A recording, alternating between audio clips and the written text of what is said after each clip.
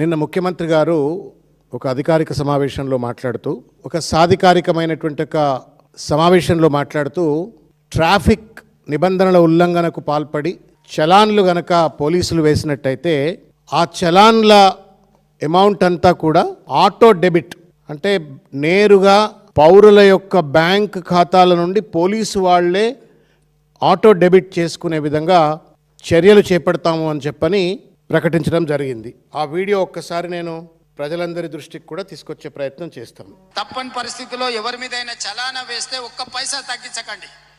మూడవది, వాళ్ళ bank accounts తోని డైరెక్ట్గా డిపార్ట్మెంట్కి సింక్రనైజ్ చేయండి. ఎప్పుడు చలానా పడితే ఆటోమేటిక్గా వాళ్ళ అకౌంట్లోకి వెళ్ళి డిడక్ట్ అయ్యి పోయే విధంగా ఈరోజు బండి రిజిస్ట్రేషన్కి వచ్చినప్పుడే ఆ బండి యజమాని యొక్క ఖాతాను మీరు తీసుకోండి.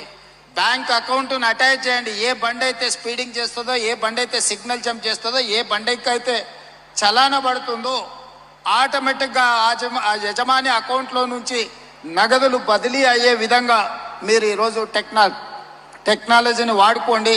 బ్యాంకులను కూడా సమన్వయం చేసుకోండి. ఇది రేవంత్ రెడ్డి గారు నిన్న మాట్లాడినటువంటిది.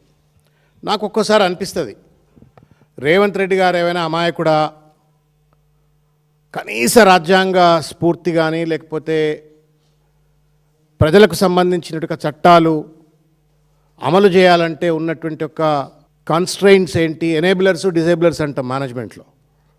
ఎనేబులర్స్ ఏంటి, డిజేబులర్స్ ఏంటి, సాధ్యాసాధ్యాలు ఏంటి, కనీస అవగాహన లేకుండా ఏది నోటికి పడితే అది వచ్చి మాట్లాడతాడా? అహంకారమా లేకపోతే అమాయకత్వమా అజ్ఞానమా? మొత్తానికి మాత్రం ఇష్టం వచ్చినట్టుగా మాట్లాడతాడు. చట్టాలపైన కనీస అవగాహన లేకుండా ఇష్టం వచ్చినట్టు మాట్లాడతాడు.